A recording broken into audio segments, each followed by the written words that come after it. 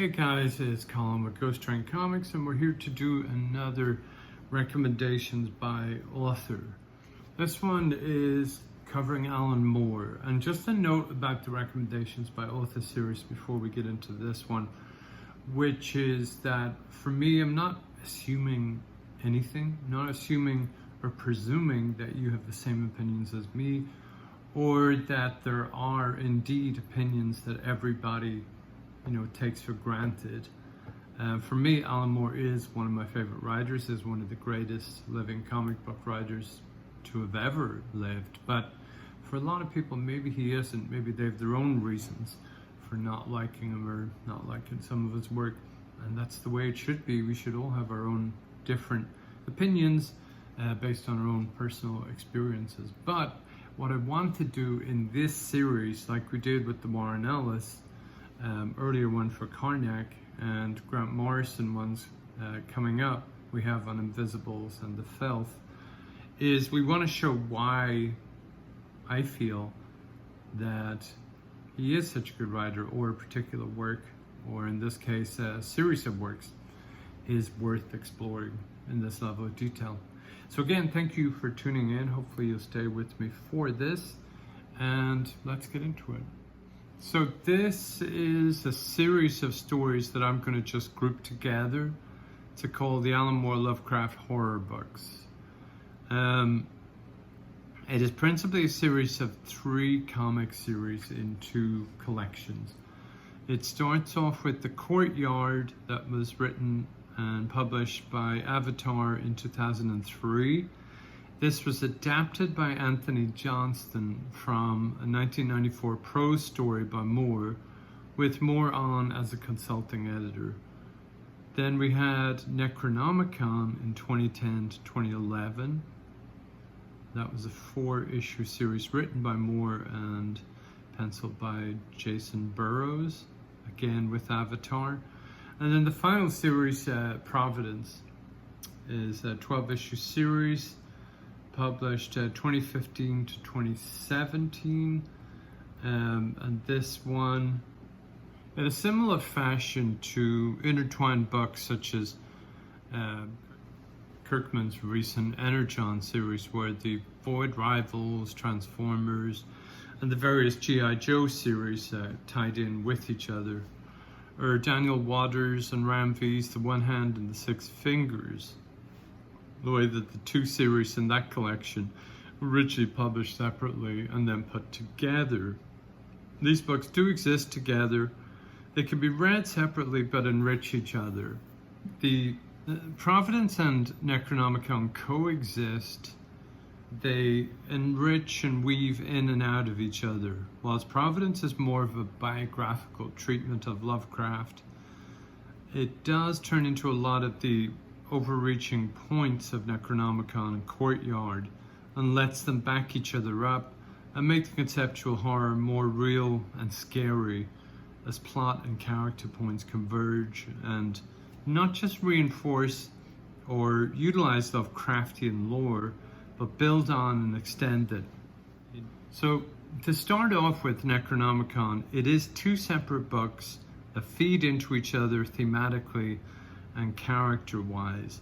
The Courtyard is the first of that 2-issue series, like I mentioned, adapted by Anthony Johnston. The one commonality throughout is penciler Jacen Burrows. The Courtyard sets its tone and introduces a lot of the key ideas and Lovecraftian lore plot points. Aldo Sachs is our first point of view into the story.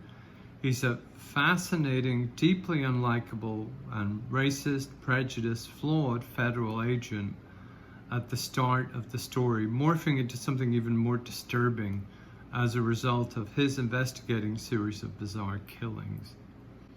The fascinating thing about the Sachs shift is that he's only the first narrative voice we move from, and all of them are equally untrustworthy, as evidenced by a few of the expository dialogue scenes, which have a lot of opinions that one can take or leave, like real people, to be honest. This gives us the whole feeling of uncertainty and of a shifting foundation, leading to shocking events in the last 2 issues of Necronomicon that flips everything on its head.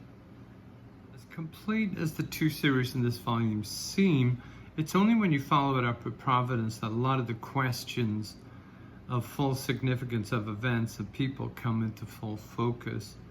Providence is both prequel and sequel to Necronomicon, so it will add to your overall experience and understanding, but I would advise to try Necronomicon and see how you feel about it. The introduction of what Aldo Sachs likes to call anomaly theory is fascinating and acts as a projection that maps the events and characters of the narrative in microcosmic form. While it's not an actual criminology discipline, the closest to it would be Anomaly theory or strain theory, which is a development of Anomaly. Anomaly started in 1893 and strain is from the last 60 years. And it's those real-life criminology theories that are about why disconnected individuals commit crime. It's almost like Moore has flipped it on its head and used a similar name here for Aldo, using it as a kind of a scalpel to cut through different crimes that don't seem to have any connection and kind of mixing and matching them to see where the pieces fall, like he describes, like trying to put together a jigsaw puzzle with pieces from discarded from a bunch of different puzzles. The art is quite extraordinary, with Jacen Burrows doing non-fussy minimalist but descriptive visuals throughout. With the amount of questionable material and high concept images, Burrows does an admirable job of keeping the attention throughout, and his control of sequential art is smooth and effortlessly kinetic. The Courtyard is a super bleak and dark horror story that sets up the 4-part follow-up series Necronomicon, which uses Sachs as a Dr. Lecter type of cage-damaged character because of what happened to him in the Courtyard. It's super dark, more diving into Lovecraftian lore from a lot of different entry points between the 2 series here and then Providence as a follow-up. Some of this is super disturbing and truly horrifying and scary. This will not appeal to everyone, but if you approach it with a slight air of detachment and intellectual curiosity, you may just make it through to the other side. Even with all its heavy intro events in the Courtyard, it's very readable and in typical dark mode Moore fashion lures you in with familiar tropes: the FBI agents, the imprisoned serial killer, the lead character with a history of addictive behaviors and coming off of a nervous breakdown. But as we get deeper and deeper into the creeping underlying doom of Lovecraft's huge and horrific ideas of cosmic horror and human despair, you will definitely have some reactions to these events. Providence, the 12-issue follow-up / prequel to events, starts in 1919 and mixes everything from society of the time and with deep-cut biographical segments of Lovecraft's life and surroundings through the person of Robert Black, whose journey as a journalist leads him to dig into the myths surrounding Lovecraft and get deeper and more entwined with each chapter. Jacen Burrows' super clean lines and extraordinary character work is bolstered into subtle beauty and narrative tonal guidance by Juan Rodriguez's careful colors that never overwhelm but ultimately complement and accentuate as the gradual creeping horror is portrayed through his art. Moore's commanding dialogue and scene progression, along with the dense, super realistic back matter that carries through the main storyline and allows us to parallel Black's journey into discovery and revelation. Kurt Hathaway's lettering and Mark Seifert's design work brilliantly convey the effect that Moore is driving at here with his heady blend of historical facts and fictional happenings that seamlessly merge into each other. The back matter is super heavy and sometimes difficult to get through, but typical of Moore's inabilities to do anything less than meticulous, it does add a whole universe of extra depth to the story. But similarly, as in some of the later books of the League of Extraordinary Gentlemen, you may find yourself skipping or skimming through some of the back matter. There's simply so much of it, and it's very heavy prose, or it's handwriting, or it's, supposed to be historical documents, etc. So a lot of different styles, a lot of different information coming at you. So it's entirely up to you how much of it you want to read in order to get the whole experience that Moore was aiming at, to be immersed into the whole. The Courtyard was based in modern day, same as Necronomicon, based in the time periods that they were written. So the Courtyard, of course, in 2003, and then Necronomicon 2010 to 2011. So the events in those books take place in that time period.